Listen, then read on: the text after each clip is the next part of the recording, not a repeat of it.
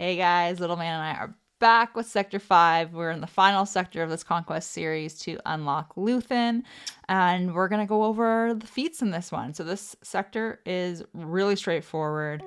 Yeah, has a little bit of double dipping, which we love.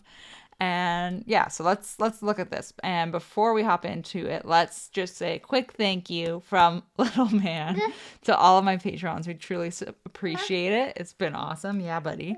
Yeah, here. So now that we have done that, let's look at these feats and then we can look at some of the gameplay. Okay, so in this sector, you're going to attempt to inflict evasion down 50 times. I feel like this is all like pretty much always in Sector 5, so it's the same team as usual. Defeat 35 enemies with Phoenix characters. Yes. Win 10 battles with Master Qui-Gon and Qui-Gon surviving. So Master Qui-Gon and Qui-Gon Jinn, like original Qui-Gon. Yes, here you go. And then defeat 35 enemies with bounty hunter units. So, like I said, pretty straightforward. We can double dip a little bit in this, and we can hop in and look at the gameplay. Okay, so the first thing I want to start with is Evasion Down. So we need to do this 50 times. It is pretty common now to see this in Sector 5, and it is very easy to get done, especially if you go against a First Order team. But in my opinion, the best team to use for this is your typical CLS Rebel Squad, just because 3PO and Chewie have it on their basic attack, and he assists pretty much every time, unless he's dazed. He will assist and you'll get credit towards those evasion down that way. So I'm going to speed this up because this is a timeout team, because I don't have any stacking offense type of discs equipped. So I just have the stereotypical volatile accelerator amplify agony build that I have been running. And the reason why I like this against crew in particular is because you will time out on him. You can keep him stun locked, and essentially you're just going to let 3PO assist every single time. You're going to basic with him every single time, and then you will get all of them in one fight. And like I said, you will time out. You can't get through crew here, provided that you don't have stacking offense discs. If you do, you can still do it on this squad. You just will inevitably kill crew, so you're not going to time out, and you're most likely not going to get all 50 in one fight like you'll see here that I will. So while I know a lot of people don't like to do fights that will result in a timeout in order to farm feats or have it suggested that they should time out, etc., I think this is a really fair trade-off that you can do one fight. Yes, it's going to time out and you don't get credit to progress forward in the sector or any Datacron nodes, but you do get the entire feat done in one battle, and it's for 15 points, which is pretty hefty. So that's that. Now let's look at bounty hunter kills. So you have to do 35 of these you have to kill characters with your own bounty hunters, I should clarify, 35 times in this sector. And I like to make my way through sectors with Jabba. I find it to be a really strong team in Conquest. And the entire squad, except for Skiff Lando here, is tagged as a bounty hunter. So if they all get kills, you're going to get credit for that. And it's just an easy way to kind of make your way through the sector while, subconsciously working on a feat at the same time. That being said, I still am doing the stereotypical volatile accelerator build. So because I have volatile accelerator on, I am putting dots out on the enemy, and they can die from the dots, which means I'm not getting credit for bounty hunter kills. So that is something to keep in mind when you are doing these types of feats. The volatile accelerator will steal your kills. If you have amplify agony, you can still use that. It won't steal the kills for you. This is something that I know a few people have said it does happen. It doesn't. The disc explicitly states the damage from Amplify Agony won't defeat enemies. So if you want to keep that on, you can. And if you want to be really efficient, I would just take off any dot type discs like Caustic Emissions, Volatile Accelerator, because those will steal the kills from you. So you just want to keep that in mind while you're working on this, and even the Phoenix kills as well. Okay, so let's look at the Qui-Gon survival. This is on the Professor X account. So a similar build with slightly weaker discs, but I've got a fortified disc in there. And I wanted to do this account in particular because the lover boys, etc., aren't as built up as mine are so far, just in terms of stars and stuff. So you want to go in with a Rey team and then a Rey lead because she's going to keep them alive with her damage immunity. You're going to take the 2 Qui-Gons because that's for this sector. And then you're going to bring Padawan Obi-Wan to double dip for the global feat. And you're going to bring, if possible, Dash if you have Zealous Ambition because he is just going to wipe the board. So you're going to put Lifeblood on one of the lover boys, whoever is the weakest in my opinion. And then Dash is going to take a turn and kill almost everybody.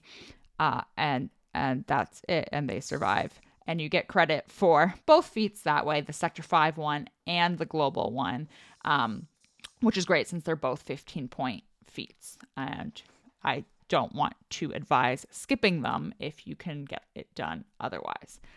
And you can see here, we're sitting at 1 now for having Padawan Obi-Wan on our team as well. Okay, so now we've got Phoenix kills. This is also really great because this squad, I realize I've shown this in probably almost every sector by now, double dips with the global feat of having Rex survive, but you can take a full Phoenix squad against Inquisitors and they just walk over them. It is honestly a really beautiful thing to see. So you're going to take all of them, obviously bring Captain Rex because you want him to survive. If you have a Leia squad as well, I would recommend bringing Captain Rex on it in this sector so that you get credit for him surviving. And if he gets any kills, he's a Phoenix member, so he would get credit that way. But you can see he literally just AoEs the team to death, and you get credit for 5 Phoenix wins in like 30 seconds, which is just fantastic in my opinion. So you can have a look here, and we're now sitting at 10 that way. All right, so we're on the mini boss, and you need to do this twice because you need to win with only light side characters, and then you also need to win with General Veers in your squad. So there's no double dipping to be had, unfortunately. However, you can get away with a little bit of double dipping in the sector feat. So you can bring in some Phoenix characters here to work on getting your Phoenix kills. So we're going to go in with a stereotypical Jedi Master Luke squad that I like to use. Shaak Ti and Hermit Yoda to call some assists. And then Kanan and Ezra because they're your Phoenix characters. And they're also Jedi, which means that you don't need to bring Watt to force a taunt on Luke or anything like that. You've just got a full-blown Jedi team. So I am going to speed this up because it is abysmally long. The plan is pretty straightforward. You're just going to go through and call the assists on Kanan and Ezra if possible. Kanan and Ezra are also able to target each other if you can't call the assist that way. And then you're able to just kind of get the kills in with them if possible. So I am still running that Volatile Accelerator disc and Amplify Agony, which is helping a little bit, especially with the dots. Now, the thing with this boss, the modifier gives them a whole bunch of stats as the team dies off, which is really annoying. But SWGOH is insanely stupid to chew through just because they don't hit super hard. If you do have stacking offense discs, I would probably throw one on here if you want to try and get through and get the Phoenix kill. If you don't care that much, and eventually I stopped giving a damn, at this point, you can start throwing Hermit Yoda's master training on the other Jedi, so Luke and Shaak. I did give it to Ezra and Kanan originally to kind of get them both attacking at once. And once I basically ran out of all patience, I ended up giving it as well to Jedi Master Luke just because I wanted to get this over and done with as soon as possible. Sorry, that is my toddler voice. Because, you know, at this point, I pretty much just wanted to get the victory and I didn't really care who got the kill on SWGOH as long as he died. So you're going to win with light side characters that way. And then you'll get a couple of ticks towards your Phoenix kills as well at the same time. I figured it was better than avoiding it entirely. Okay. So the next one here is General Veers on your squad. So really straightforward. I'm going to be doing the same Volatile Accelerator build. So this is on my own account. And I am going to go in and just have General Veers tag along as a 5th to have him survive. So I'm going to take the Bam Han Chewie dash and hopefully AoE everyone to death. So this works really well with the Volatile Accelerator build. And then, of course, you're going to want the Zeta on Bam's leadership so you can take advantage of the turn meter gain that your team is going to get that way. It also is nice that Veers is a support character in this as well. So Zealous Ambition, when he gets to take a turn, is going to do a decent amount of damage that way. So Malik obviously is the one to kind of be annoyed about in this case, but you're just going to kind of try to keep him stun locked if possible and whittle him down this way.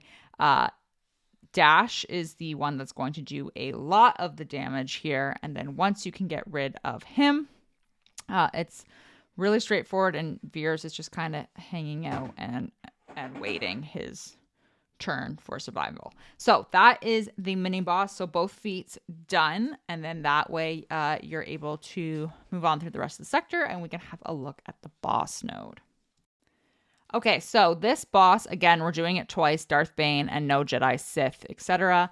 And the modifier on it also feeds them a ton of stats and bonuses and just nonsense that we hate. So this is your Saw team that you're facing. That Luthen is actually on it as well. And again, Volatile Accelerator build. Pretty straightforward though. So I'm going to do the exact same thing for Darth Bane surviving and do Bam Han Chewie. And I just kind of want to AoE the team to death. And the thing that I like with this is that we're able to shoot first with Han in this, well, in all cases, but in this case in particular, I want to get Saw off the board as fast as possible. And then that way I can just start working on the rest of the team that's there that's surviving. They honestly aren't too thick in this squad. So once you get Saw out of the way and you feed the turn meter to your team, Dash is able to wipe the majority of them off the board. And then you can just kind of clean up anybody that may or may not be left. And Bane survives that way. So you're laughing. Okay, so that is the first bit of the feat. And then the second one, obviously, is no Jedi, Sith, unaligned Force users. So same account, same disc build. I'm not going to change anything on this. I do really like to use Grievous for this type of feat. You can get away with Hut Cartel if you want to double dip onto Bounty Hunters. You can get away with Rebels as well if you have GL Leia. I just try not to show the GL if it's the obvious answer. And I wanted to show a team that maybe more people have access to, which is why I'm going in with Grievous. That being said, since this team does put out a lot of debuffs in terms of target lock and stuff like that, the Amplify Agony does shred through them pretty quickly, which is nice. And you're able to just kind of blunder your way to their death with Grievous that way. The other great thing with this feat in particular is you don't necessarily need the whole squad to survive. So if somebody dies off, that's fine. As long as you win, you'll get the credit. And then you are done with the sector. Okay, guys, that's Sector 5. So we are through all of Conquest. I honestly think this one's pretty straightforward. I think it's pretty player friendly. And I am pretty excited. I hope a lot of these changes are going to be permanent. Let's stop hitting mommy's keyboard. So, no, Jasper. Hopefully this was helpful for you guys. If you are struggling at all, definitely feel free to hop into the HNN Discord server. There are a ton of us in there that are very happy to help out with Conquest feats. And yeah, hopefully this works, and I will see you guys next time. Thanks for watching.